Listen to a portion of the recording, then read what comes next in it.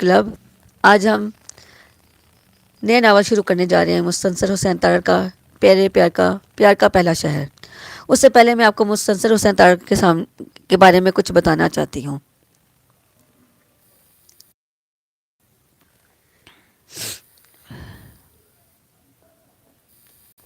انہوں نے بے حد کافی زیادہ تصنیفات لکھی ہیں. یہ بیسیکلی سفر نامے لکھتے ہیں اور انہوں نے ناولوں پر بھی طب آزمائی کی ہے. بدتمیزی حد.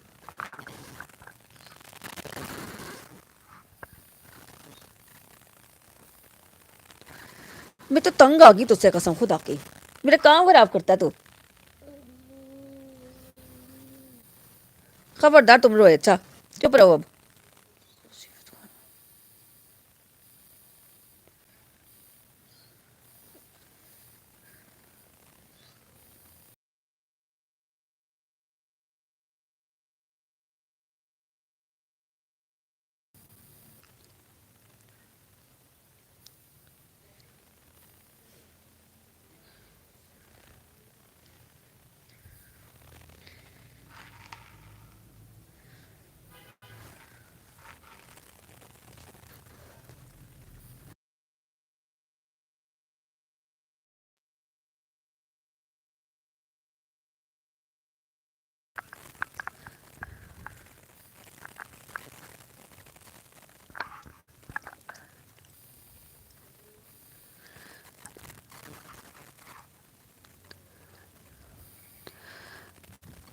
مستنصر حسین پاکستان کے مشہور سفرنامہ نگار ہیں.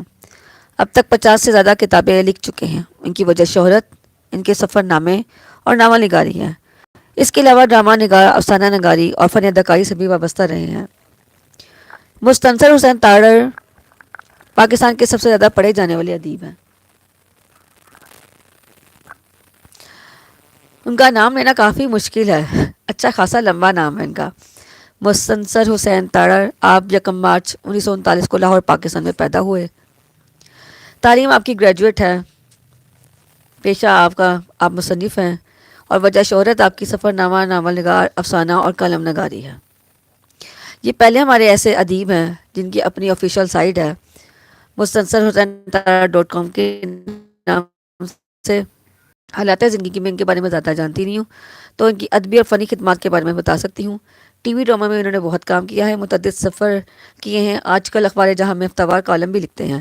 اس کے علاوہ ناول کے حوالے سے وہ ایک اہم نام ہے. انہوں نے بہاؤ، راک جیسا ناول، خس و خشاک زمانے اور اے غزال شب جیسے شور افاق ناول تخلیق کیے ہیں.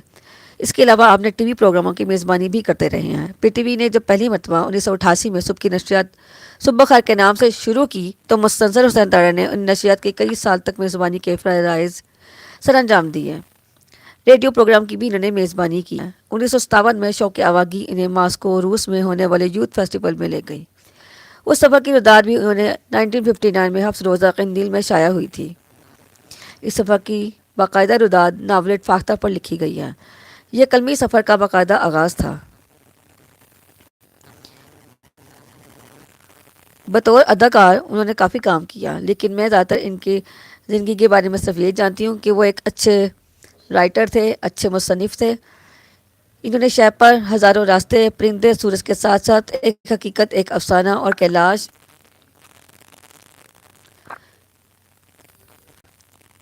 اور فریب لکھا ہے. سفر نامے ان کے بہت زیادہ مشہور ہیں. نکلے تیری تلاش میں، انلس میں اجنبی، خانہ بدوش، نانگا پربت، نیپال نگری، سفر شمال کے، سنو لیک، کیلاش، پتلی پیکنگ کی، شمشاد بے مثال، سنہری الو کا شہر، کیلاش داستان، ماسکو کی سفید راتیں، نیو یارک، امریکہ کے سورنگ، آسٹریلیا آوارگی، راکا پوشی نگر اور سندھ بہتا رہا. اس کے علاوہ انہوں نے اور متعدد لکھے ہیں جن کے کئی نام مجھے نہیں آتے، جن کے مجھے یاد تھے میں آپ کو بتا دی ہیں. جن میں چترال داستان ہے، دیوسائی ہے، ہندا داستان ہے، کیٹو کہانی، یاگسرائے، برفیلی بلندیاں، سنہری الو کا شہر، رتی گلی، موول کعبہ شریف، غار ہرا میں ایک رات، نیو یارک کی سورنگ، ماسکو کی سفید راتیں، راکا پوشی نگر اور سندھ بہتا رہا، پیار کا پہلا پنجاب.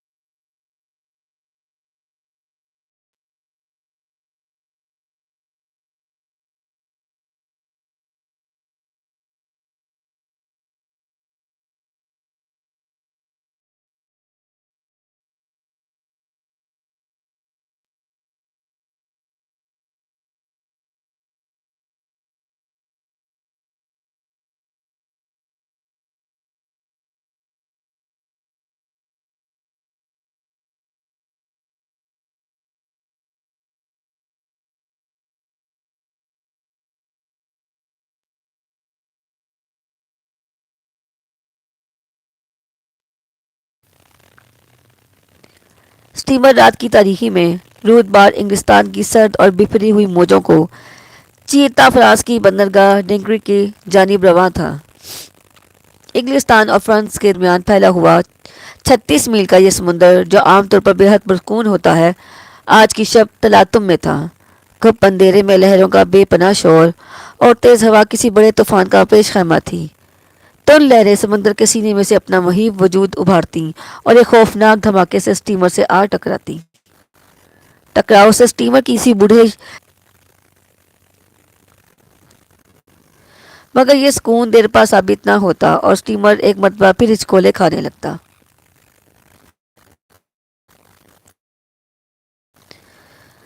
سنان اسی اسٹیمر پر لندن سے پیرس جا رہا تھا۔ انگلش کے ساحل پر ڈوور شہر سے متصل مشہور زمانہ سفید چٹانیں جو اندھیرے میں مٹیالی لگ رہی تھیں، آہستہ آہستہ دور ہوتی جا رہی تھیں۔ چٹانوں کے پہلو میں ڈوور کے قدیم قلعے کے سنگلاخ در و دیوار کی پرچھائیاں نظر آ رہی تھیں۔ قلعے کے درمیان بلند چبوتروں کو برقی روشنی سے منور کیا گیا تھا۔ لہروں کے شور اور گھپ اندھیرے میں قلعے کے برجوں میں سے پھوٹتی ہوئی ہلکی روشنی میں ایک مہیب اور سیاہ قسم کی خوبصورتی تھی، جیسے وہ آسیب زدہ ہوں۔ ڈوور کی سفید چٹانیں اور قدیم قلعہ صدیوں تک انگریزوں محکوم ممالک سے آنے والے باشندوں کے لیے مادر وطن انگلستان کی پہلی جھلک ہوا کرتے تھے۔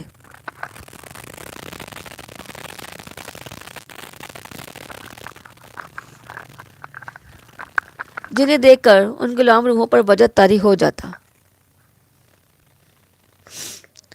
سرکار برطانیہ، جس کی سلطنت پر کبھی سورج غروب نہ ہوتا، جو سمندر کی لہروں پر بھی حکمران تھی، اس عظیم سرکار کے دارالسلطنت لندن کا دروازہ ڈوور ان دنوں انگلستان ایک نک چڑھی سجی سجائی بڑھیا کی مانند تھا، جس کے قیمتی گہنے غلام قوموں کے خون پسینے کا ثمر تھے۔ اور پھر انہی محکوم ملکوں کے حریت پسند آگے بڑھے اور وہ تمام گہنے نوچ لیے جو اس بوڑھی ہرافہ نے تہذیب کے نام پر ان کے بزرگوں سے ہتھیا لیے تھے۔ ہر زیور کے چھننے پر یہ بڑھیا بہت بری طرح جھنجھلا اٹھتی اور وہ ایک نحوست آلود افریت کا روپ دھار لیتی۔ مگر آج یہ بڑھیا بے حد پرسکون ہے۔ اس نے حالات سے سمجھوتا کر لیا ہے۔ عظیم ماضی کی یاد اب صرف قدیم شراب خانوں میں بیٹھے بڈھے کھوسٹ انگریزوں کی بے رفت گفتگو تک محدود ہے۔ آج ڈوور کا قلعہ اور سفید چٹانیں ایک گم گشتہ تہذیب کی پرچھائیاں ہیں، جنہیں دیکھ کر صرف ان کا جمال دل پر اثر کرتا ہے، نہ کہ ان کا جلال۔ سنان بھی اس مرتبہ انگلستان کے ساحل پر ڈوور کے طلسمی قلعے اور سفید چٹانوں کو نظروں سے اوجھل ہوتے دیکھ کر جذباتی طور پر غیر متاثر رہا۔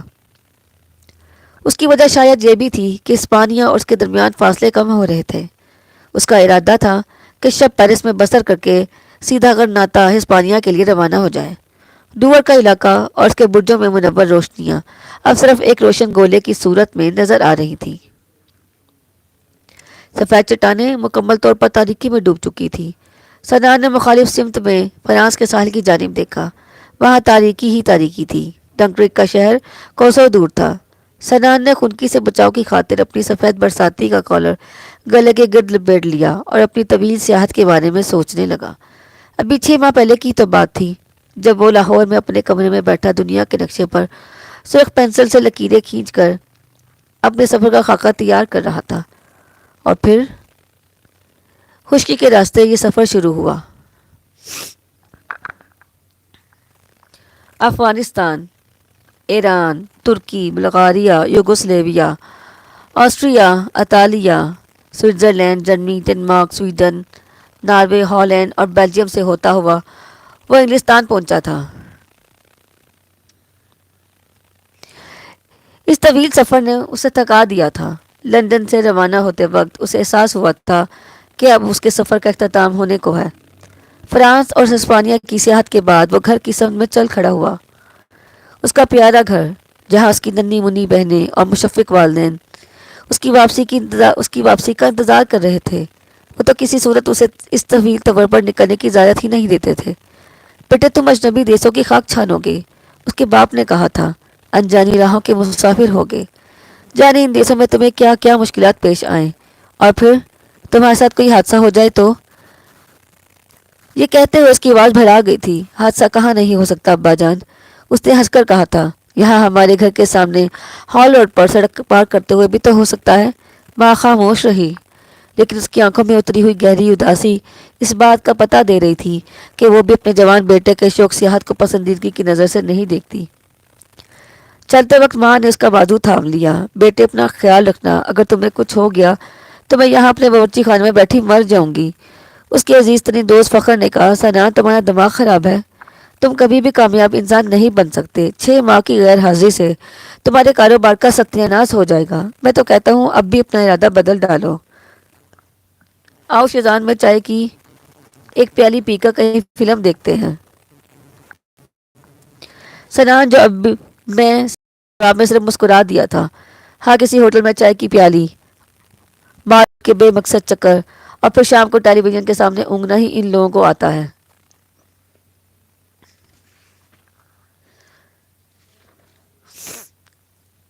اور شام کو ٹیلی ویژن کے سامنے اونگنا ہی ان لوگوں کے لیے کامیاب زندگی ہے۔ اس کے سامنے تو کوسے قزاق کے تمام رنگ بکھرے پڑے تھے۔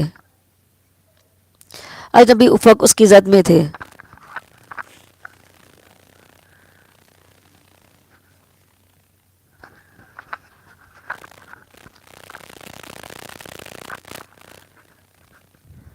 ہاں، البتہ اس کی پیاری بہنیں بالکل متعرض نہ ہوئیں۔ بھائی جان، سنا ہے کارنبی اسٹریٹ لندن میں لیڈیز کوٹ بے حد عمدہ ملتے ہیں، ایک میرے لے آئیے گا پلیز۔ ایک میرے لیے بھی، منجلی نے گرا دی۔ میں بھی پہن لوں گی، سب سے چھوٹی نے اپنی لمبی لمبی پلکیں جھپکتے ہوئے شرارت سے کہا۔ لندن میں قیام کے دوران میں نے اپنے لیے تو کچھ بھی نہ خریدا، البتہ بہنوں کے لیے کوٹ ضرور خرید لیے۔ بھلا ان تینوں کے لیے بلید سے کوئی تحفہ نہ لے جا کر ساری عمر جلے ہوئے ٹوسٹ اور بینگن کدو جیسی سبزیاں کون کھاتا؟ سن سوچ رہا تھا کہ یہ اسٹیمر اسے صبح تک فرانس کی بندرگاہ تک ڈینکرک لے جائے گا، وہاں سے گاڑی میں سوار ہو کر شام تک پیرس، شب بصری کے بعد دوسری صبح مغرناطہ اور قرطبہ کے پرسکون شہروں کی طرف چل دے گا، جہاں کی محرابوں اور ایوانوں نے اسے ڈوری میں باندھ رکھا تھا۔ بچپن میں جہازی قسم کے ناول پڑھ پڑھ کر اس کے دل میں ان شہروں کو دیکھنے کی امنگ پیدا ہوئی تھی۔ وہ چاہتا تھا کہ وہ وہاں جا کر دیکھے کہ اب بھی وہاں چشمے غزال عام ہیں اور نگاہوں کے تیر واقعی دلنشیں ہیں۔ اب گرمیوں کا آخر تھا، اس کا خیال تھا کہ مثبت خزاں کا شروع اس کی سرزمین میں بسر کر کے شدید سردی شروع ہونے سے پہلے پہلے واپس وطن لوٹ جائے، ورنہ ترکی میں برف باری کے طوفانوں میں گر جانے کا اندیشہ تھا۔ ویسے بھی وہ اس طویل سفر سے اکتا چکا تھا اور جلد از جلد وطن لوٹنا چاہتا تھا۔ ایک تند و تیز لہر اسٹیمر سے ٹکرائی اور سمندر کا نمگین پانی فوار کی صورت میں سنان کے چہرے پہ پھیل گیا۔ اس نے جیب سے رومال نکال کر پونچھا اور ادھر ادھر نظر دوڑائی۔ نم آلود عرشہ ویران پڑا تھا۔ تمام مسافر رات کی خنکی اور سمندر کی نم آلود ہواؤں سے بچاؤ کی خاطر اسٹیمر کی نچلی منزل پر واقع کہوہ خانے میں جا چکے تھے۔ ہوا اب قدرے تیز ہو چلی تھی اور اس کی خنکی برساتی میں سے جذب ہو کر اس کے جوڑے چکلے سینے کو یک کر رہی تھی۔ سنان نے اپنا مختصر سامان اٹھایا اور کہوہ خانے کو ترتی ہوئی سیڑھیوں کی جانب چل دیا۔ کہوہ خانہ کچا کچ بھرا ہوا تھا، یہاں پر لہروں کے شور کی بجائے انسانی آوازوں کا ہوا تھا۔ چند لوگ کافی یا شراب پینے میں مصروف تھے، مگر اکثریت کرسیوں پر ٹانگیں پھیلائے اونگنے اور سونے کی درمیانی مراحل میں تھی۔ دروازے کے ساتھ ٹیک لگائے ایک بوڑھا انگریز سیاہ سوٹ اور ہالر سیٹ اور بولر ہیٹ میں ملبوس، ایک ہاتھ میں چھاتا تھامے بے حس و حرکت کھڑا تھا۔ اسے شاید فرش پر کوٹ بچھا کر لیٹے ہوئے ایک نوجوان جوڑے کی حرکات پر دیکھنے سے سکتہ طاری ہو گیا تھا، جو پیرس پہنچنے کا انتظار کیے بغیر وہاں فرانسیسی رومان پسندی کا پہلا سبق رٹنے میں ہمتاً مصروف تھا۔ ایک جانب چند نوجوان انگریز موسیقار اپنے قد آور سازوں سے ٹیک لگائے اونگ رہے تھے۔ وہ شاید جس شہرت کی متمنی تھے انہیں لندن میں نہ مل سکی تھی، اور اب وہ پیرس کا رخ کر رہے تھے۔ پیرس، جہاں ہر فنکار کی قدر ہوتی ہے، وہ موسیقار ہو یا مصور۔ سنان نے ایک نظر اس بے ترتیب ہجوم پر ڈالی اور پھر میزوں، کرسیوں اور انسانی جسموں سے راستہ بناتا کاؤنٹر تک پہنچ گیا۔ ایک پیالی کافی، اس نے اپنی گیلی برساتی اتارتے ہوئے کاؤنٹر کے پیچھے کھڑے ویٹر سے کہا، اور ہاں، اسے جلدی سے ترمیم کی، کافی بلیک ہو، جیٹ بلیک، بغیر دودھ کے۔ ویٹر نے سر ہلایا اور کچھ کہے بغیر مشین کا ہینڈل گھما کر کافی تیار کرنے لگا۔ کافی؟ काउंटर के साथ ऊंची कुर्सी पे विराजमान एक पस्ता कद स्कॉट ने अपनी मखमून आंखें सनान पर जमा दी। उसके सामने शराब का एक गिलास धरा था।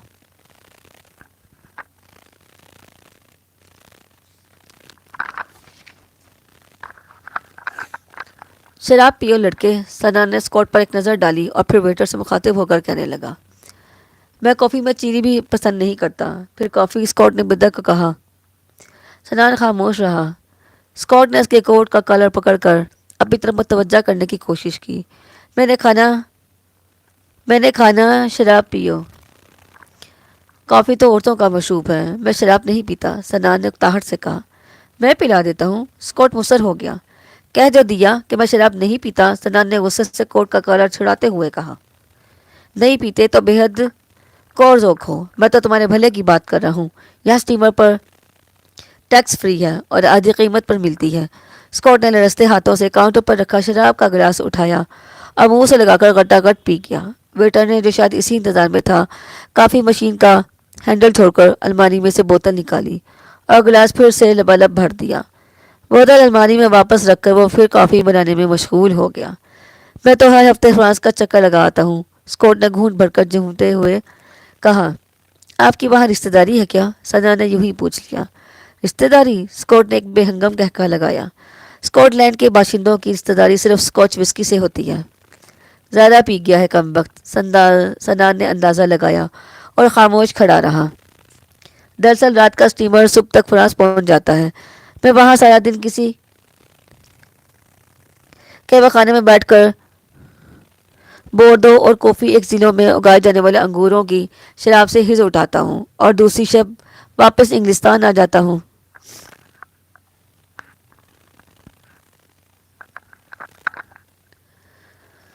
स्टीमर का 2 तरफा किराया इसी कुर्सी पर बैठकर सस्ती शराब पीकर ही पूरा कर लेता। बहुत खूब, सना ने तंजिया अंदाज में दाद दी। और जनाब ने सीधी सादी पतलून की बजाय ये लड़कियों का लिबास स्कर्ट क्यों पहन रखा है? लड़कियों का लिबास? स्कॉट ने अपने 4 खाने वाले रंगदार ऊनी स्कर्ट की तरफ देखकर हैरानी से कहा। आजकल लड़के ही तो पहनती हैं। हो, नहीं नहीं, स्कॉट ने फिर एक जोरदार कहका बुलंद किया। ये सब स्कॉटलैंड के जरी मर्दों का रवायती लिबास स्कर्ट है। हमारा कौमी हीरो रोब रॉय भी यही पहना करता था। ये रोब रॉय का स्कॉटलैंड का क्या था? 100% स्कॉट। नाम से तो हिंदू लगता है, सना ने बनावटी हैरत से कहा। तुम्हारी मालूमात नहायत नाकिस हैं। स्कॉट ने गिलास फिर खाली कर दिया और किल्ट को घुटनों पर फैलाते हुए कहने लगा। वैसे ये लिबास है बड़े काम की चीज़, सिर्फ तेज़ हवा चले तो मुसीबत खड़ी हो जाती है। तो अब लग पहनते ही क्यों ऐसे? मैं तो सिर्फ इसलिए पहनता हूँ कि फ्रांसीसी औरतें उसे बेहद पसंद करती हैं, फिदा हो जाती हैं बस। स्कॉट ने अपना बदबूदार मुंह सनान के पास लाकर बड़े राजदाना अंदाज में बताया और फिर मुस्कुराकर कहने लगा। फ्रांसीसी औरतें? वैसे फ्रांसीसी औरतों के बारे में तुम्हारा क्या ख्याल है? कभी मिलने का इत्तेफाक नहीं हुआ? Coffee sir. वेटर ने सफ़ेद झाग से भरपूर कॉफ़ी की प्याली सनान के आगे रख दी।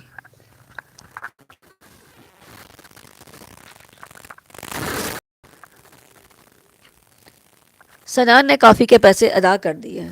पस्ता कर स्कॉट, जिसकी जी होशी की उम्र अब ख़त्म होने को थी, इस काबिल न थी कि उसकी रफ़ाकत में बकिया सफ़र खुशगवार तरीके से कट सके। चनाचा सना ने कॉफ़ी की प्याली काउंटर से उठा ली और पीछे मुड़ा।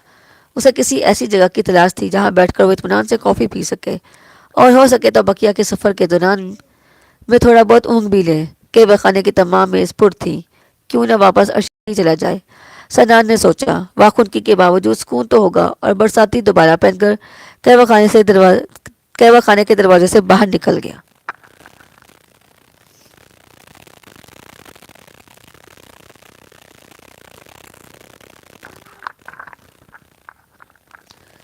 सनान ऊपर अर्शे पर आया तो वहाँ अब भी वीरानी का राज था। अलबत्ता तूफान की शिद्दत में कमी वाक़ई हो चुकी थी और स्टीमर नहायत पुरसुकून अंदाज में फ्रांस के साहिल की जानिब बढ़ता जा रहा था।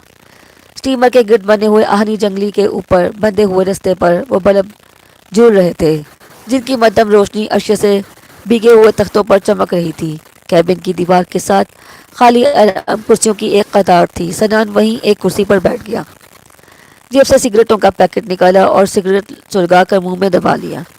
اس نے بمشکل ایک دو کش ہی لگائی ہوں گے کہ بظاہر پرسکون سمندر میں سے ایک تند موج پھر اٹھی اور اسٹیمر کے ساتھ آ ٹکرائی۔ سمندر کا نمکین پانی اس کے پورے چہرے کو بھگو گیا۔ سگریٹ بجھ گیا۔ سنان زیر لب بڑبڑایا اور پھر گیلے اسکرٹ کو سگریٹ کو عرشے پر پھینک کر کافی پینے میں مشغول ہو گیا۔ اس نے ایک چسکی لگا کر رسوں سے جھولتے ہوئے کمکموں سے پرے دیکھنے کی کوشش کی۔ وہاں صرف لہروں کا شور اور مکمل تاریکی تھی۔ تھوڑی دیر بعد اسے احساس ہوا کہ وہ عرصے پر اکیلا نہیں ہے، بلکہ ساتھ والی کرسی پر ایک اور مسافر موسم کی سختیوں سے بے نیاز ٹانگیں پھیلائے سو رہا ہے۔ اس نے سر سے پاؤں تک اپنے آپ کو ایک بھاری سرخ کوٹ سے ڈھک رکھا تھا۔ ایک دم اسٹیمر کا گھگھیایا ہوا بھونپو زور سے بجا۔ اوہ کتنی سردی ہے، ہو یہ سریلی اور ٹھٹھرتی ہوئی آواز ساتھ والی کرسی پر پڑے سو کوٹ میں سے آئی۔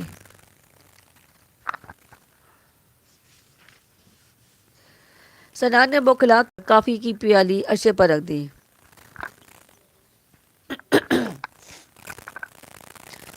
ہو سرخ کوٹ اب باقاعدہ ٹھٹھر رہا تھا۔ جواب تو دینا چاہیے، سنان نے سوچا۔ آپ کو کس بھلے مانس نے اس سردی میں عرشے پر سونے کا مشورہ دیا تھا؟ اس نے اپنا منہ کوٹ کے اس بٹن کے پار لے جا کر زور سے کہا جس کے پاس سریلی آواز کے کان ہو سکتے تھے۔ اوہ! کوٹ ایک دم اچھل پڑا۔ کالر کے سرے پر دو خوفزدہ آنکھیں جھانکنے لگی۔ تم کون ہو؟ سرخ کوٹ نے یہ سوال ایسے ہی پوچھا تھا جیسے عامل معمول کے درمیان مکالموں میں تم کون پوچھا جاتا ہے۔ مسافر، سنان نے معمول کی بہار میں جواب دے دیا۔ مدھم روشنی میں وہ صرف اتنا دیکھ سکا کہ عامل لڑکی ہے اور بال لڑکوں کی طرز پر چھوٹے چھوٹے کٹے ہوئے ہیں۔ خوبصورت بھی ہے۔ آنکھیں جو خوف سے پھیلی ہوئی تھی اپنی اصلی حد پر لوٹ آئیں۔ کافی بڑی بڑی تھی۔ نیچے قہوہ خانے میں جگہ نہ تھی، اس لیے یہاں آ کر سو رہی۔ میں تو وہاں دم گھٹ رہا تھا، سرخ کوٹ نے آہستہ سے کہا۔ سنان اب اس انتظار میں تھا کہ سرخ کوٹ آنکھوں سے نیچے ڈھلکے اور اس کے بقیہ خد و خال دیکھ سکے۔ آنکھیں اب آہستہ آہستہ نیند کے بوجھ سے بند ہو رہی تھی۔ سنان نے گلا صاف کرتے ہوئے کہا، اگر آپ چاہیں تو میں آپ کو اپنی برساتی دے سکتا ہوں۔ سرخ کوٹ پر پھیلا لیجیے، فوار سے بچاؤ ہوگا۔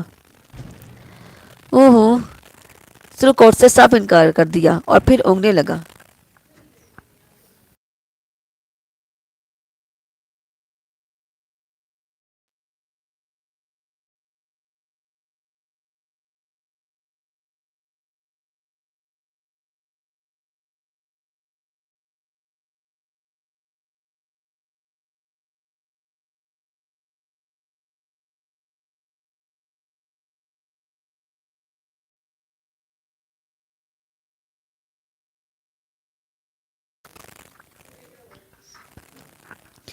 سنان کو نیند بالکل نہیں آ رہی تھی۔ اس نے سوچا کہ اگر یہ لڑکی سو گئی تو صبح تک یوں ہی گمسم ہو کر بیٹھا رہنا پڑے گا۔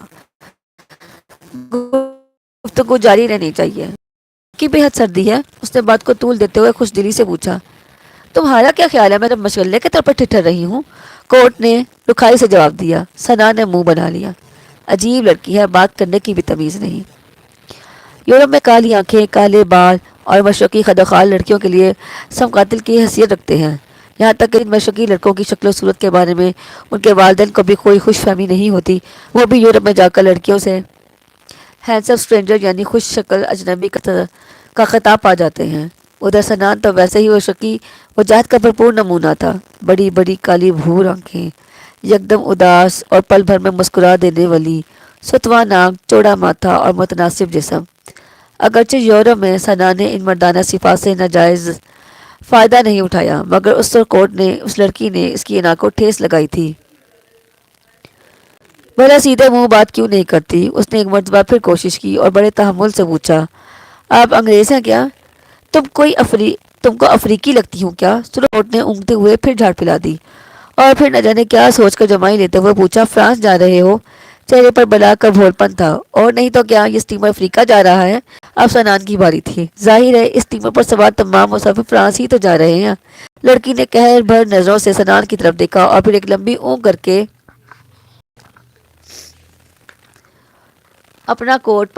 اپنا کوٹ آنکھوں پر کھینچ کر خاموشی سے آرام کرسی پر لیٹ گئی۔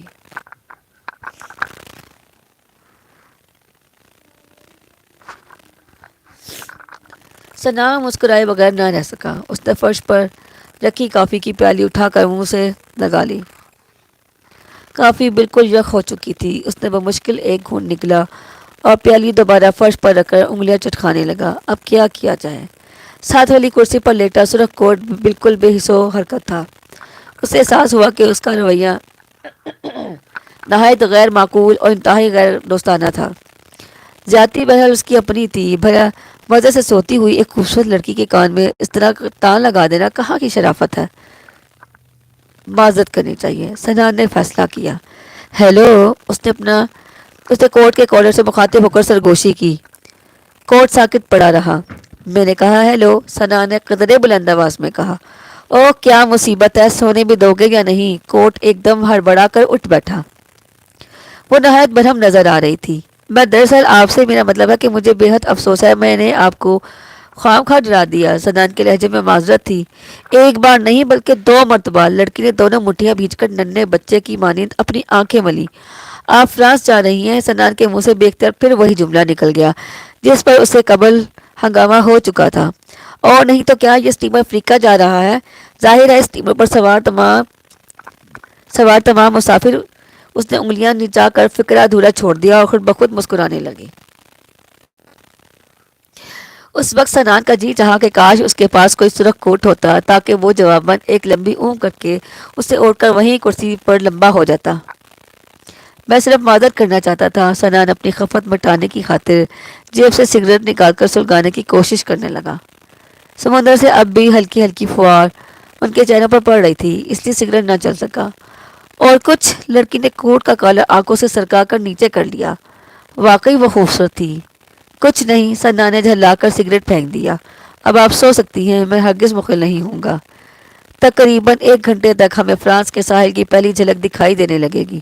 لڑکی نے ایک جھٹتی ہوئی نگاہ اپنی چوکور جناتی ڈائل والی گھڑی پر ڈالتے ہوئے کہا. اب سو کر کیا کروں گی؟ سنا خاموش بیٹھا رہا. کیا تم پہلی مرتبہ فرانس جا رہے ہو؟ اس نے گردن کو ہلکا سا خم دیکھ کر سنان کی جانب دیکھا اور جواب کا انتظار کیے بغیر بڑی معصومیت سے کہنے لگی.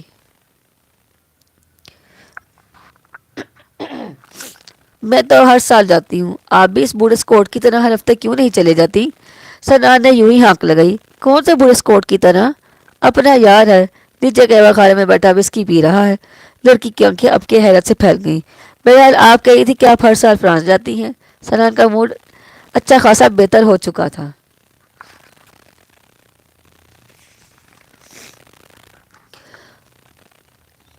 ہاں ہاں بالکل. لڑکی پھر گویا ہوئی. وہ اس لیے کہ میرا باپ انگریز ہے اور ماں فرانسیسی تھی. ہاں مر چکی ہے. حسرت ان گنچوں پر. آنکھیں اور زیادہ پھیل گئی کیونکہ فکرہ اردو میں ادا ہوا تھا. عجیب عجیب باتیں کرتے ہو، لڑکی نے سر جھٹک کر کہا. میں نے اپنی زبان میں افسوس کا اظہار کیا تھا. سنان نے بڑی سنجیدگی سے کہا. بہرحال آپ کہہ رہی تھی کہ آپ کی والدہ محترمہ وفات پا چکی ہیں. یہ اندونک سانحہ کب ہوا تھا؟ تب میں بہت چھوٹی تھی. مجھے تو اس کی شکل بھی یاد نہیں. لیکن ہر سال فرانس جانے سے اس کا تعلق؟ ابھی بتاتی ہوں. اس نے بالکل بچوں کی طرح خوش ہو کر پھر کہنا شروع کیا. میری خالہ پیرس میں رہتی ہیں. ڈیڈی ڈیئر مجھے گرمیوں میں ان کے پاس بھیج دیتے ہیں اور میں وہاں کرسمس تک رہتی ہوں، یعنی 25 دسمبر تک. سنا نے لقمہ دیا. تمہارے یہاں کرسمس کیا جون میں ہوتی ہے؟ ہاں ہمارے یہاں کرسمس سرے سے ہوتی ہی نہیں. یہ کیسے ہو سکتا ہے؟ اس نے حیرت سے کہا. 25 دسمبر کا دن تو ہر ملک میں آتا ہے. ہاں لیکن کرسمس ہر ملک میں نہیں ہوتی. ہم مسلمان ہیں اور کرسمس نہیں مناتے. عجیب بات ہے. اس نے ایک مرتبہ پھر سر جھٹکا. میرا خیال تھا کہ کرسمس تمام ملکوں میں منائی جاتی ہے.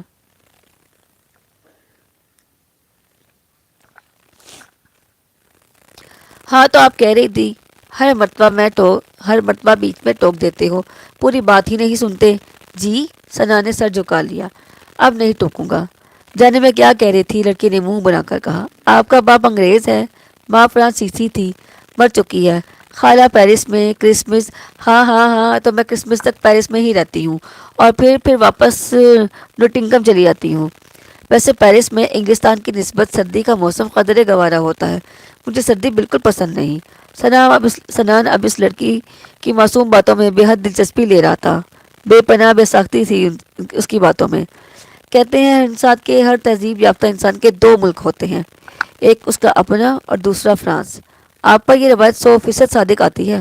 سنا نے مسکراتے ہوئے کہا، فرانس کی بجائے پیرس کہنا چاہیے۔ پیرس بے حد حسین شہر ہے، خاص طور پر دریا سین اور اس کے خاموش کنارے، جہاں میں ہر شام ڈلے سیر کو نکل جاتی ہوں اور رات گئے تک اکیلی گھومتی رہتی ہوں۔ اکیلی؟ ہاں بالکل اکیلی۔ سنان سوچنے لگا کہ پیرس جیسے شہر میں اتنی حسین لڑکی کو لوگ اکیلے کیسے گھومنے دیتے ہیں۔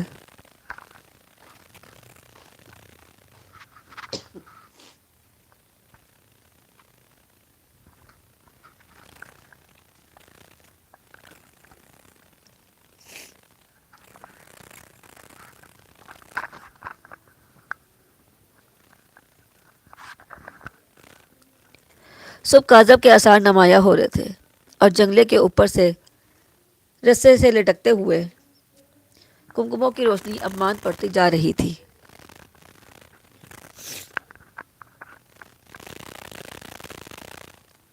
سٹیمر کے گرد پھیلا ہوا سمندر جو پچھلی شب ایک مہیب عفریت کی مانند چنگھاڑ رہا تھا، اب ایک وسیع سرمئی صحرا کی مانند خاموش اور پرسکون لیٹا ہوا تھا۔ ہوا بھی تھم چکی تھی، دور افق پر ایک ہلکی سی لکیر بھی ابھری۔ فرانس، لڑکی نے لکیر کی جانب اشارہ کرتے ہوئے سنان کو بتایا۔ ہاں فرانس، جس کی سرحدیں ہسپانیہ کو چھوتی ہیں۔ ہسپانیہ میں انلس نام کا ایک صوبہ ہے جہاں قرطبہ، شبیلیہ اور کرناٹا جیسے پرفسو شہروں کے ایوان اور محراب میرے انتظار میں ہیں۔ ہسپانیہ دیکھنے کے بعد تم کہاں جاؤ گے؟ گھر؟ اور گھر کہاں ہے؟ سنان ہنس دیا۔ میں اپنا تعارف تو کروانا بھول ہی گیا، میں پاکستانی ہوں، ایک قدیم شہر لاہور کا رہنے والا ہوں۔ کیا انگلستان میں تعلیم حاصل کرنے کی غرض سے آئے تھے؟ میں کہیں بھی کسی غرض سے نہیں جاتا، لوگوں کے نزدیک بے مقصد آوارہ گردی جسے میں سیاحت کا نام دیتا ہوں۔ میں سیاح ہوں۔ سیاحوں کے نام بھی تو ہوا کرتے ہیں۔ سنان کے لبوں پر مسکراہٹ پھیل گئی۔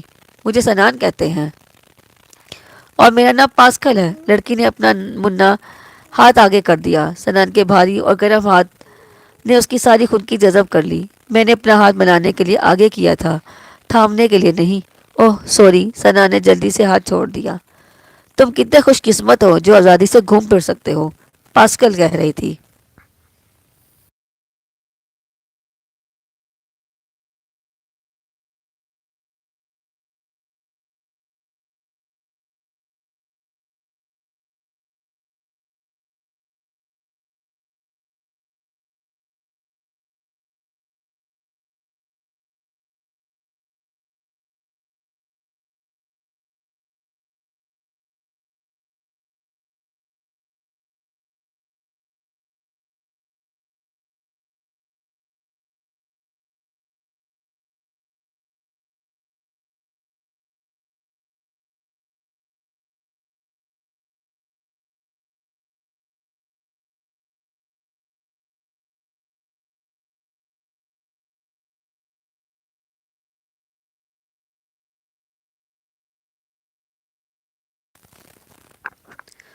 اس میں خوش قسمتی سے زیادہ جنون کا ہاتھ ہے، سیاحت کا جنون جو فصل گل آتے ہی اود کر آتا ہے۔ دوستوں کی رائے میں ہر دوسرے تیسرے سال میرا دماغ الٹ جاتا ہے اور میرے ذہن میں سنہری وادیاں اور جھلمل کرتی جھیلیں ابھرنے لگتی ہیں۔ پھر مجھ سے نچلا نہیں بیٹھا جاتا اور میں چند تاریخ کی کتابیں اور مختصر سا سامان کاندھے پر رکھ کر اپنے شوق کی تکمیل کے لیے نکل کھڑا ہوتا ہوں۔ کاش میں بھی تمہاری طرح سامان کندھے پر رکھ کر پاسپورٹ جیب میں ڈال کر مزے سے دنیا کی سیاحت پر نکل سکوں۔ پاسکل نے اداس ہو کر کہا، انتظار کس بات کا ہے یا کس کا ہے؟ انتظار ایک شہزادے کا ہے جو میرے بدن میں چبھی ہوئی سوئیاں نکال کر مجھے ازلی نیند سے بیدار کر دے۔ سنان کے پلے کچھ نہ پڑا۔ میرے لیے تو یہ ایک دیوانے کا خواب ہے۔ وہ بے حد آزردہ نظر آ رہی تھی۔ سنان نے پہلی مرتبہ اسے غور سے دیکھا۔ اس کی بڑی بڑی بڑی آنکھیں گہرے نیلے رنگ کی تھیں اور ستوا ناک سرے پر قدرے اوپر کو اٹھی ہوئی، سرخ و سفید گول چہرے پر چھوٹے کٹے ہوئے بال بے حد بھلے لگ رہے تھے۔ پچھلی شب کو تاریکی میں وہ اسے اچھی طرح نہیں دیکھ سکا تھا۔ وہ یقیناً بے حد حسین تھی۔ سنا نے سوچا اگر اس لڑکی کو مردانہ کپڑے پہنا دیا جائیں تو ایک نہایت حسین و جمیل سی لڑکا بن سکتی ہے۔ صوبے دار دل نواز خان کی بتائی ہوئی دو باتوں میں سے ایک تو پیرس کے بارے میں درست ثابت ہو گئی، اب دوسری دیکھو کیا بنتا ہے۔ سنان نے اس کی آنکھوں کو غور سے دیکھتے ہوئے کہا۔ پاسکل نے سنان کی طرف یوں دیکھا جیسے کہہ رہی ہو کہ پھر عجیب عجیب باتیں کر رہے ہو۔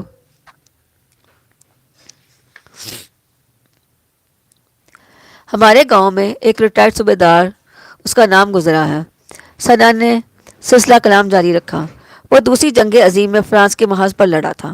ہم بچپن میں گاؤں سے باہر اس کے ڈیرے پر چلے جاتے تھے اور اسے پیرس کے بارے میں کہانیاں سننے کی فرمائش کیا کرتے تھے۔ وہ ہمیشہ دو باتوں کا ذکر کرتا تھا کہ بیٹا پیرس کی تمام عورتوں کی آنکھیں نیلی ہوتی ہیں اور وہاں سڑکیں شیشے کی بنی ہوتی ہیں۔ پاسکل قدرے جھیم گئی۔ کم از کم دوسری بات تو غلط ہے۔ شیشے کی بجائے پیرس کی اکثر سڑکیں کھردرے پتھروں سے بنی ہوئی ہیں۔ تمہیں یہ کیسے معلوم ہو گیا کہ پہلی بات درست ہے؟ پاسکل کا چہرہ سرخ ہو گیا۔ سنان کو مشرقی حیا کا یہ انداز مغرب میں دیکھ کر بے حد حیرت ہوئی، ورنہ کوپن ہیگن کے توالی باغ میں تو ایک لڑکی نے اسے کھلے بندوں باہوں میں جکڑ کر خوبصورت گڈے کا خطاب دے ڈالا تھا۔ بے شرم کہیں کے لوگوں نے بڑی مشکل سے چڑھایا۔ مجھے بھی بچپن میں بتایا گیا تھا کہ پاکستان میں یا تو راجے مہاراجے ہوتے ہیں یا فقیر مڈل کلاس سرے سے ناپید ہے۔ دونوں میں سے کوئی بات درست ثابت نہیں ہوئی۔ پاسکل نے ہنس کر کہا۔ سنان اور پاسکل وہاں بیٹھے خاصی دیر تک یوں ہی باتیں کرتے رہے۔ وہ اسے پیرس اور اس کے گرد و نواح میں پھیلے ہوئے جنگلوں اور خوبصورت قصبوں کے بارے میں بتاتی رہی۔ سنان اسے اپنے طویل سفر کے دوران میں پیش آنے والے دلچسپ واقعات سناتا رہا۔ کس طرح افغانستان کے وسیع صحراؤں میں وہ ایک حادثے سے دوچار ہوا اور اسے کئی روز ایک ویران کاروان سرائے میں گزارنے پڑے۔ برف پوش کو ارات کا ذکر آیا، جس کی چوٹی پر ایک روایت کے مطابق حضرت نوح کی کشتی لنگر انداز ہوئی تھی۔ استنبول سے چند میل دور شہزادوں کے جزیرے میں ایک عجیب و غریب یونانی لڑکی سے ملاقات۔ سوئٹزرلینڈ کے بلند پہاڑوں پر ایک اسیب زدہ قصبے میں قیام۔ سویڈن کی ایک جھیل کے کنارے چاندنی رات میں ایک بارہ سنگے سے مڈبھیر، اور پھر بلیک فارسٹ جرمنی کی وہ چھوٹی سی ندی جہاں سے رومانوی دریائے دینیوب کا آغاز ہوتا ہے۔ پاسکل تھوڑی تلے ہاتھ رکھے اس کی تمام باتیں بے حد دلچسپی سے سنتی رہی۔ ہر اجنبی اور دور دراز کے ملک کے نام پر اس کا چہرہ مسرت سے دمک اٹھتا۔ سنان جو طبعاً خاموشی پسند واقع ہوا تھا، آج بے حد باتیں کر رہا تھا۔ ایک قصہ ختم ہوتا تو پاسکل منہ کھولے اس انتظار میں ہوتی کہ اب کسی اور انجانی جگہ کا تذکرہ چھڑے گا۔ آخر میں سنان اسے عمر خیام کے شہر نیشا پور کے قدیم قہوہ خانوں میں کہی گئی لوک حکایتیں سنانے لگا، یہاں تک کہ ڈنکری کی فرانسیسی شہر کی عمارتیں دکھائی دینے لگیں۔ ان دونوں کے گرد تمام آرام کرسیاں اب مسافروں سے پر ہو چکی تھی۔ وہ ایک دوسرے کی باتوں میں اتنے مگن رہے کہ انہیں احساس تک نہ ہوا کہ کب صبح ہوئی اور پھر کب قہوہ خانے میں بیٹھے تمام مسافر اوپر عرشے پر آ گئے۔ اکثر لوگ جنگلے کے ساتھ لگ کر ڈنکری کی شہر اور بندرگاہ کو دیکھ رہے تھے، جو نزدیک سے نزدیک تر ہوتا جا رہا تھا۔ سنان اور پاسکل وہیں بیٹھے رہے۔ سنان کو خیال آیا کہ ابھی یہ اسٹیمر بندرگاہ میں داخل ہو جائے گا اور یہ خوبصورت لڑکی یورپی لوگوں کی روایتی سرد پہری کا مظاہرہ کرتے ہوئے یہ کہہ کے چل دے گی کہ رفاقت کا شکریہ، خدا حافظ۔ وہ نہیں چاہتا تھا کہ ایسا ہو۔ بندرگاہ میں داخلے پر اسٹیمر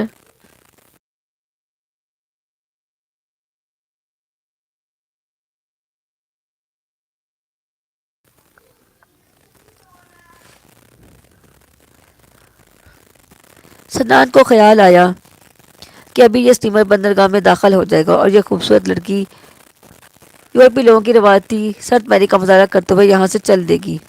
رفاقت کا شکریہ، خدا حافظ۔ وہ نہیں چاہتا تھا ایسا ہو۔ بندرگاہ پر داخلے پر اسٹیمر کا بوم زور زور سے بجنا شروع ہو گیا۔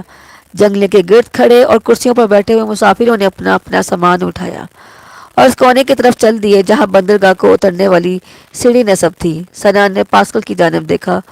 وہ بڑے سکون سے اپنے سرخ کوٹ کے ایک بٹن سے کھیلنے میں مصروف تھی۔ وہ لگتا تھا جیسے اسے ڈنکری کی نہیں اترنا بلکہ یہ اسٹیمر اسے کہیں اور لے جائے گا۔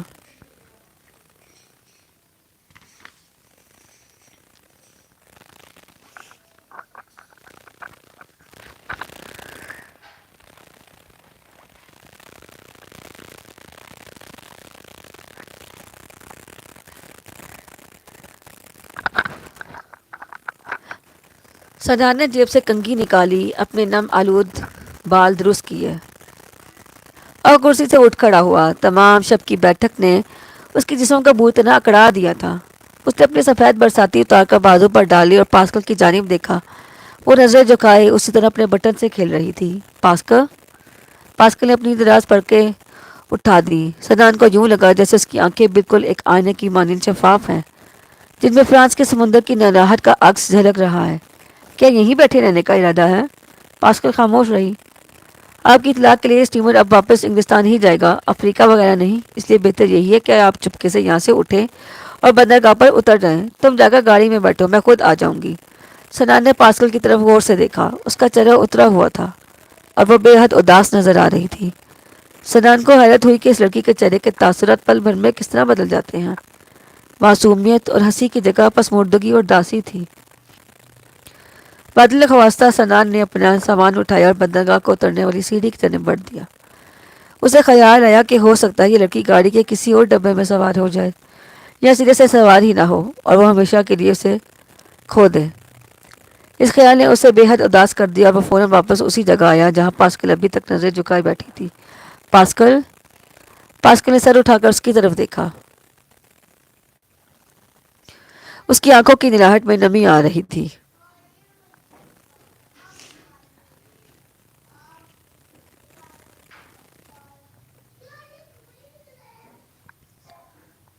میں تمہارا سوٹ کیسے اٹھا لیتا ہوں۔ پاسکل مسکرا دی مگر اس کی مسکراہٹ میں شوخی کی بجائے اداسی کا پہلو تھا۔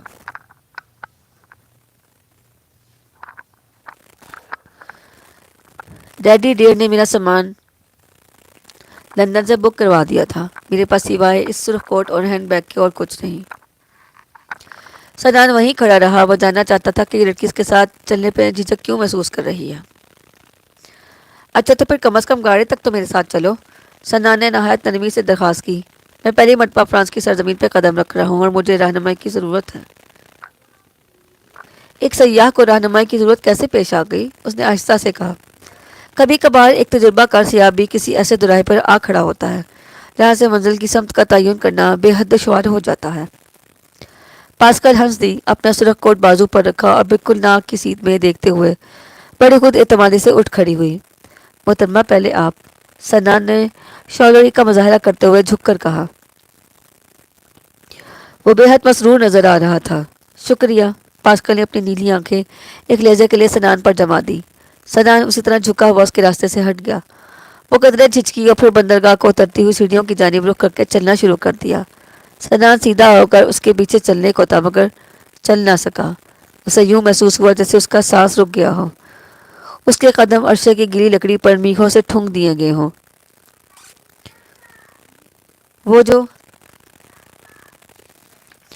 وہ جو کچھ دیکھ رہا تھا قدرت کا ایک بھیانک مذاق تھا۔ خالق اپنے تخلیقی عمل میں کہیں چونک گیا تھا۔ وہ چل نہیں رہی تھی بلکہ چلنے کی اذیت ناک کوشش میں مصروف تھی۔ لڑکھڑاتی، ٹھوکرے کھاتی پاسکل، وہ لنگڑی تھی۔ بے بسی اور غصے کے جذبات سے سنان کا دماغ دہکنے لگا اور اس نے اپنے سینے میں اس بے بس لڑکی کے لیے بے پناہ ہمدردی اور رحم کی ایک ایسی لہر دوڑتی ہوئی محسوس کی جس نے اس کے سارے جسم کو سن کر کے رکھ دیا۔ وہ اسی آرام کرسی کے پاس بے حس و حرکت کھڑا ٹکٹکی باندھے اسے دیکھ رہا تھا۔ پاسکل ایک ہاتھ اپنی ران پر سختی سے دبائے بے حد تکلیف دہ انداز میں لنگڑاتی ہوئی چلی جا رہی تھی۔ سیڑھی کے قریب پہنچ کر وہ لہجہ بھر کے لیے رکی اور پھر آہستہ سے مڑ کر پیچھے سنان کی جانب دیکھنے لگی۔ کیا یہیں کھڑے رہنے کا ارادہ ہے؟ اس کے باریک ہونٹوں پر حسن آمیز تبسم کھیل رہا تھا۔ سنان نے بے یقینی کے عالم میں ایک مرتبہ سر کو جھٹکا اور اس طرح گم سم تیزی سے چلتا ہوا اس کے پاس پہنچ گیا۔ پاسکل کی آنکھوں میں نمی تھی۔ مجھے معلوم ہے، اس نے کہنا شروع کیا، تمہارے دل میں اس وقت میرے لیے رحم اور ہمدردی کے جذبات موجود ہیں۔ ہوں؟ سنان ایک دم اس بھیانک خواب سے بیدار ہو گیا۔ نہیں، ایسا تو نہیں ہے، اس نے جلدی سے کہا۔ مجھے جھوٹ پسند نہیں، سب لوگ مجھ پر ترس کھاتے ہیں۔ میں ہمیشہ سے رحم کے جذبات کی بھکاری بن جاتی ہوں۔ تم دوسروں سے مختلف نہیں ہو۔ وہ خاموش کھڑا اس کے داس چہرے اور پلکوں پر لرزتے آنسوں کو دیکھتا رہا۔ میں نے تمہیں بتایا تھا نا، ڈیڈی ڈیئر مجھے بے حد چاہتے ہیں۔ میری 16ویں سالگرہ پر انہوں نے مجھے ایک تیز رفتار اسپورٹس کار تحفے میں دی تھی۔ 17ویں سالگرہ آنے سے پہلے ہی خزاں رسیدہ شب کو نوٹنگم کے شروٹ جنگل میں میرا حادثہ ہو گیا۔ مجھے بے حد افسوس ہے۔ سنان اور کچھ نہ کہہ سکا۔ اسے پہلی مرتبہ احساس ہوا کہ انگریزی زبان میں ہمدردی اور افسوس کے جذبات کا اظہار کس قدر مشکل بلکہ ناممکن ہو جاتا ہے۔ کوئی بات نہیں، اس نے تلخی سے کہا، میں آبادی ہوں، کیا تم دونوں کا واپس انگلستان جانے کا ارادہ ہے؟ بندرگاہ پر کھڑے اسٹیمر کے کپتان نے ان دونوں سے مخاطب ہو کر زور سے کہا۔ تمہارے سوا تمام مسافر اتر چکے ہیں۔ سنان نے سرخ کوٹ اس کے بازو سے اٹھا لیا اور دونوں آہستہ آہستہ سیڑھیوں سے نیچے اتر گئے۔ کسٹم سے فارغ ہو کر وہ بندرگاہ کے پہلو میں واقع ڈنکرک کے ریلوے اسٹیشن پر آ گئے، جہاں پیرس جانے والی گاڑی تیار کھڑی تھی۔ وہ دونوں ایک ہی ڈبے میں سوار ہو گئے۔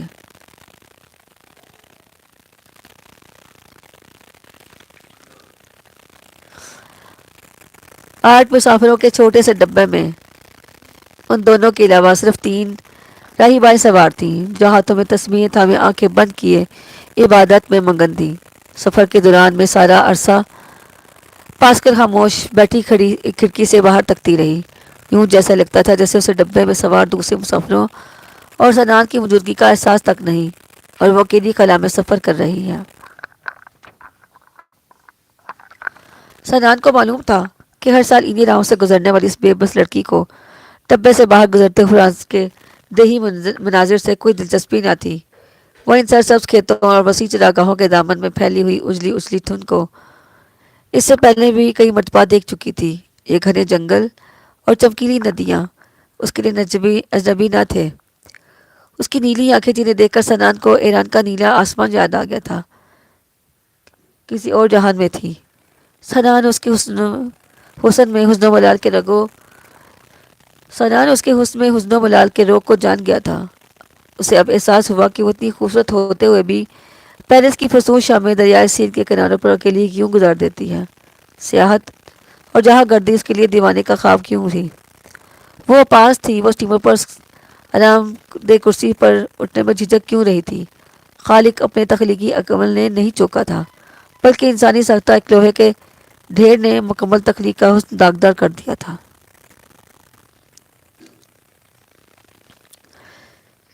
پچھلے 6 ماہ کی جہاں گردی کے دوران میں سنان کو کسی ملک میں بھی کسی ایسی لڑکی سے ملنے کا اتفاق نہ ہوا تھا جسے ایک مرتبہ پھر ملنے کی ہوک اس کے دل سے اتنی شدت سے اٹھی ہو۔ وہ اس لڑکی کو دوبارہ ملنا چاہتا تھا۔ وہ کسی قیمت پر بھی گاڑی کے اس سفر کے اختتام پر رفاقت کا شکریہ خدا حافظ جیسے کھوکھلے الفاظ ادا کر کے اس کے لیے ہمیشہ کے لیے جدا نہیں ہونا چاہتا تھا۔ سنان چاہتا تھا کہ پاسکل کی اداس نیلی آنکھیں پھر سے مسکرانے لگیں۔ پاسکل، اس نے کھڑکی کا شیشہ بجا کر اسے متوجہ کرنے کی کوشش کی۔ اس کی نیل کو آنکھیں کانچ کی گولیوں کی طرح بے جان تھی، یوں لگتا تھا جیسے وہ کوئی بھیانک خواب دیکھ رہی ہوں۔ تم اگر پسند کرو تو پیرس پہنچنے پر میں تمہیں گھر تک چھوڑ آؤں گا، سنان نے مسکراتے ہوئے پیشکش کی۔ اس کی ضرورت نہیں، لیکن مجھے خوشی ہوگی۔ میں نے کہا نا اس کی ضرورت نہیں، میری خالہ مجھے اسٹیشن پر لینے آ رہی ہیں۔ وہ بدستور باہر دیکھتی رہی۔ پاسکل، سنان نے ایک مرتبہ پھر کھڑکی کا شیشہ کھٹکھٹایا۔ کیا تم اس سفر کے خاتمے پر آج شام مجھے کہیں مل سکتی ہو؟ اس نے ایک دم پلٹ کر سنان کی جانب یوں دیکھا جیسے اس نے کوئی انہونی بات کہہ دی ہو۔ وہ کس لیے؟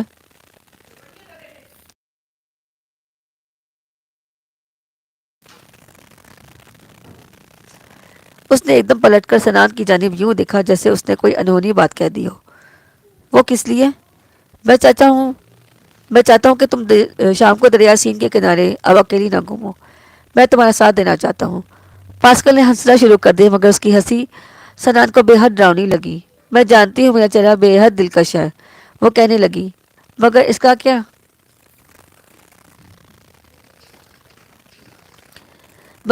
کیا جائے کہ اس چہرے کا حسن کسی نیم تاریک قہوہ خانے کے کونے میں پڑی ہوئی کرسی پر صرف بیٹھے رہنے کی حد تک ہی محدود ہے۔ اٹھ کر چلنے کی تکلیف دہ کوشش اسی دلکش چہرے کو انتہائی بدصورت بنا دیتی ہے، اور انسان ساری زندگی بیٹھے گزار تو نہیں سکتا۔ ان باتوں کا زندگی کے حقائق سے دور تک کا بھی تعلق نہیں، سنان نے جذباتی ہو کر کہا۔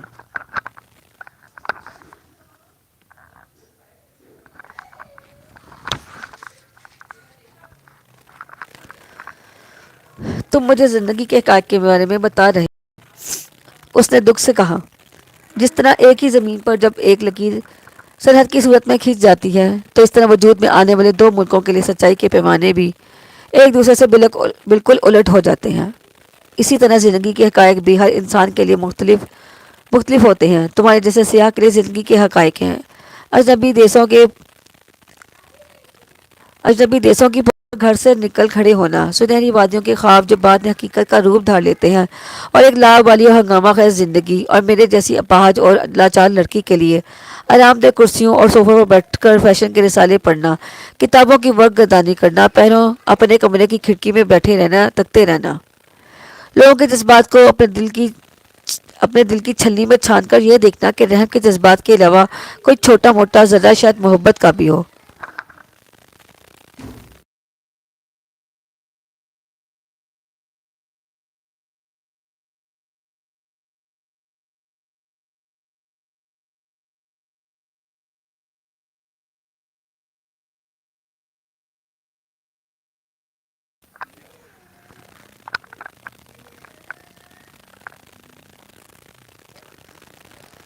اور پھر نرم بستر پر ڈالا کے تھپکنے سے ایسے سو جانا جیسے میں 20-22 برس کی نوجوان لڑکی نہیں بلکہ ایک ایسی چھوٹی سی بچی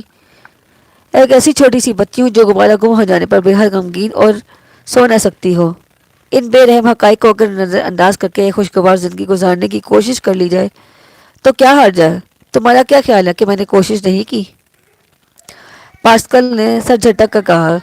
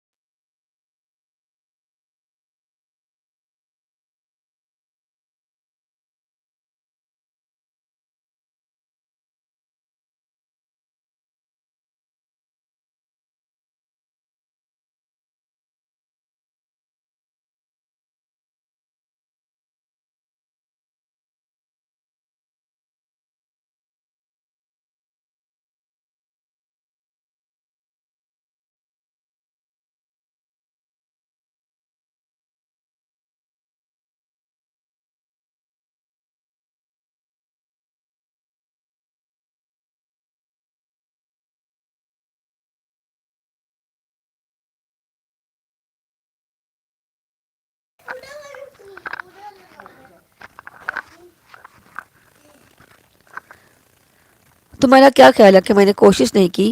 پاسکل نے سر جھٹک کر کہا۔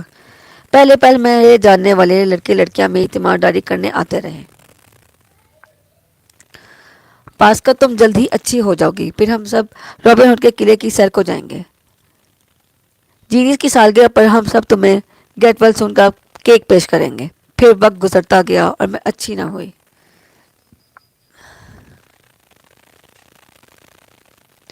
مہینوں بعد میری سہیلی کوئی ادھر آ نکلتی۔ او سوری پاسکل، وہ کہتی، دراصل مصروفیت ہی اس قدر ہو گئی ہے کہ میں تمہیں دیکھنے نہ آ سکی۔ کل ہم لوگ پکنک پر چلے گئے، کاش تم بھی ہمارے ساتھ جا سکتی، بڑا مزہ آیا۔ 1-2 مرتبہ مجھے پارٹیوں پر بھی مدعو کیا گیا۔ میں کونے میں بیٹھی دوسرے لوگوں کی طرف حسرت بھری نظروں سے تکتی رہی۔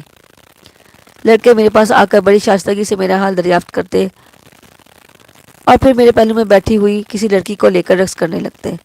تم شاید ایک مشرقی ہونے کی حیثیت سے اس کا احساس نہ کر سکو کہ ایک مغربی لڑکی کے لیے اس طرح الگ تھلگ ہو جانا کتنا بڑا سانحہ ہے۔ پھر میں نے کہیں بھی آنا جانا چھوڑ دیا اور اپنے کمرے میں قید ہو کے رہ گئی۔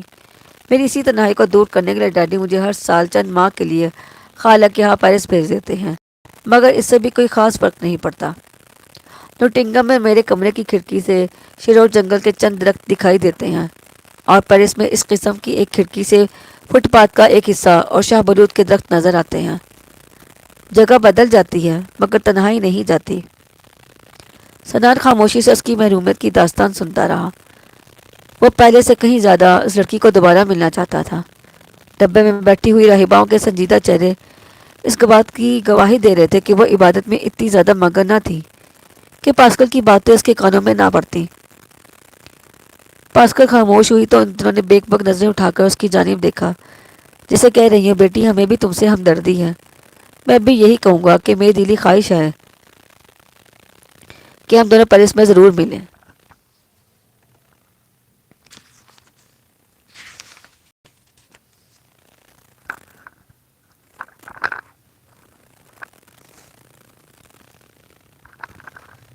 سنان نے تھوڑی دیر خاموش رہنے کے بعد آہستہ سے کہا، سوچ لو۔ پاسکل نے میز پر کونیاں رکھ کر اپنا چہرہ ہتھیلیوں پر جماتے ہوئے کہا۔ اس کی آنکھیں سنان پر لگی تھی۔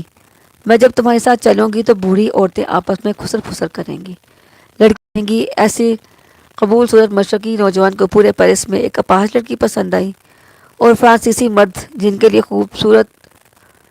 عورت کی خوبصورتی کے پیمانے کوہنوں سے اوپر نہیں جاتے تمہاری عقل پر ماتم کریں گے. تصحیق ہوگی تمہاری. تم مجھے ان سطحی دلال سے قائل نہیں کر سکتی. سنان نرمی سے بولا. تم سمجھتے ہو کہ میں تمہیں قائل کرنے کی کوشش کر رہی ہوں؟ کیا کوئی بھی لڑکی کسی لڑکے کو اپنی بدصورتی کے بارے میں قائل کرنا چاہتی ہے؟ تو پھر کیا وجہ ہے کہ تم مجھ سے ملنا پسند نہیں کرتی؟ میں نے کہا نا، تصحیق ہوگی تمہاری. ایک ایسے ماحول میں جہاں میں مکمل طور پر اجنبی ہوں گا میری کیا تصدیق ہو سکتی ہے؟ میں نے تو پچھلی شب تمہاری آنکھیں دیکھنے کے بعد ہی فیصلہ کر لیا تھا کہ میں تمہیں دوبارہ ملنے کے لیے کہوں گا.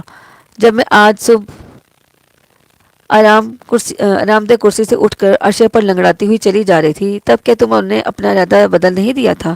بالکل بھی نہیں، بلکہ تمہاری بے بسی نے میرے اس ارادے کو اور تقویت بخشی تھی. بے بسی؟ پاسکل بھڑک اٹھی.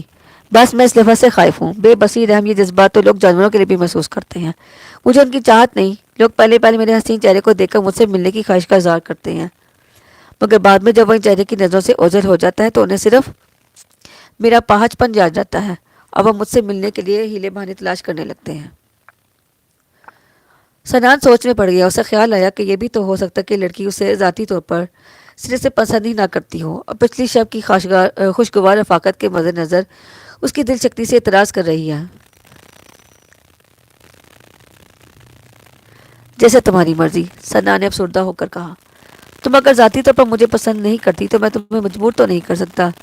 بالکل نہیں. اس کے لہجے کی بے اختیاری سنان کے لیے حیران کن تھی. پسند؟ میرا مطلب ہے ضرور میں تمہیں ملنا چاہتی ہوں، ضرور.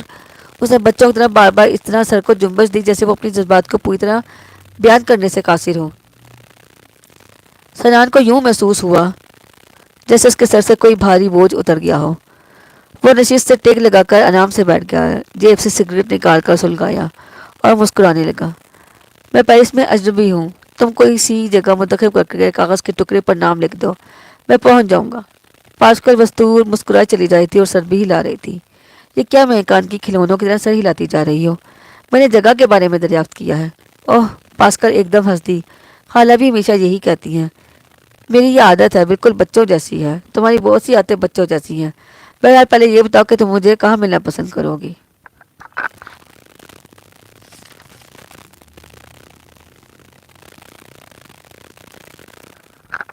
دریائے سین کے کنارے. کون سے کنارے پر، دائیں یا بائیں؟ نہیں، سین کے کنارے. دریائے سین تو میلوں میں پھیلا ہوا ہے. تو پھر ہاں بولی. واٹسن سرزمین کے قہوہ خانے امن میں. مجھے لکھ کر دے دو. نہیں، یہ بھی نہیں. اس نے پھر ارادہ بدل دیا. اس قہوہ خانے میں کبھی بھی جگہ نہیں ملتی، ہمیشہ کھڑے ہو کر انتظار کرنا پڑتا ہے. میرا خیال ہے میں تمہیں سرے سے گھر ہی نہ جانے دوں. اسٹیشن سے سیدھے دریا سین پر ہی چلیں گے. نہیں نہیں، پاسکل نے سنجیدہ ہو کر کہا. خالہ اسٹیشن پر آ رہی ہیں اور وہ ذرا پرانے خیالات کی ہیں، برا منائیں گی.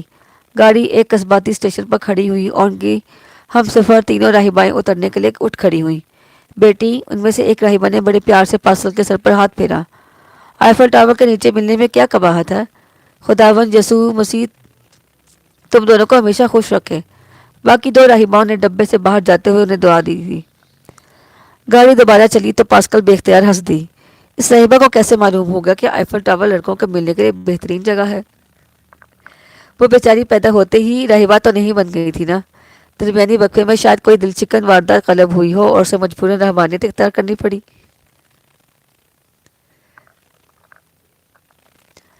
بہرحال مجھے آئیفل ٹاور کا بالکل خیال نہ آتا اگر یہ محترمہ اس کا مشورہ نہ دیتی.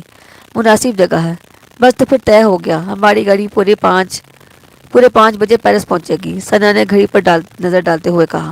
اور میں آج شب پورے 7 بجے دریا سین کے کنارے آئیفل ٹاور تلے تمہارا انتظار کروں گا.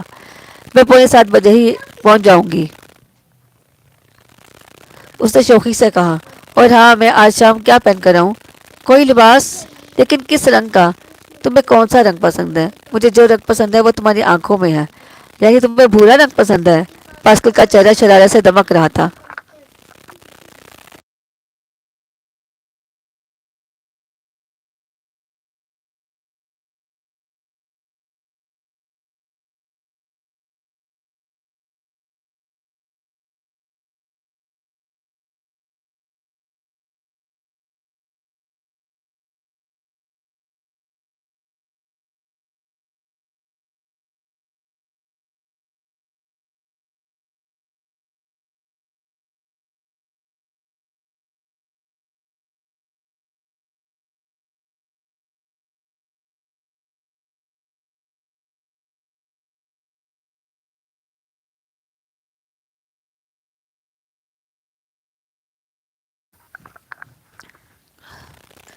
یعنی تمہیں بھورا رنگ پسند ہے؟ پاسکل کا چہرہ شرارت سے دمک رہا تھا۔ کمال ہے، ثنا نے ہنستے ہوئے کہا، کل جب تو نیلی تھی، آج ان کا رنگ بھورا ہو گیا ہے۔ میں کلر برانڈ تو نہیں ہو گیا؟ ایک مرتبہ پھر دیکھ لوں۔ دیکھ لو۔ پاسکل نے اپنی لمبی پلکیں اوپر اٹھا دی۔ سنان قدرے گھبرا گیا۔ لڑکیوں کے معاملے میں وہ بہت نا تجربے کار تھا اور اس طرح کے روایتی پیار کے انداز سے اسے بالکل پسند نہ تھے۔ اس نے تو یوں ہی کہہ دیا تھا۔ سنان نے ایک نظر پاسکل پر ڈالی جو آنکھیں کھولے اس کی جانب پٹ پٹ دیکھ رہی تھی، اور آہستہ سے کہنے لگی، بس دیکھ لی؟ پھر کون سا رنگ ہے؟ اچھی طرح دیکھ نہیں پایا۔ کیا تمہاری آنکھوں کا رنگ؟ میرا مقصد تمہاری آنکھوں میں جھانکنا تھا۔ میں نے اتنی کالی بھور آنکھیں آج تک کسی کی نہیں دیکھی۔ تقریباً تمام پاکستانی لڑکوں کی آنکھیں ایسی ہی ہوتی ہیں، سنان نے جھیم کر کہا۔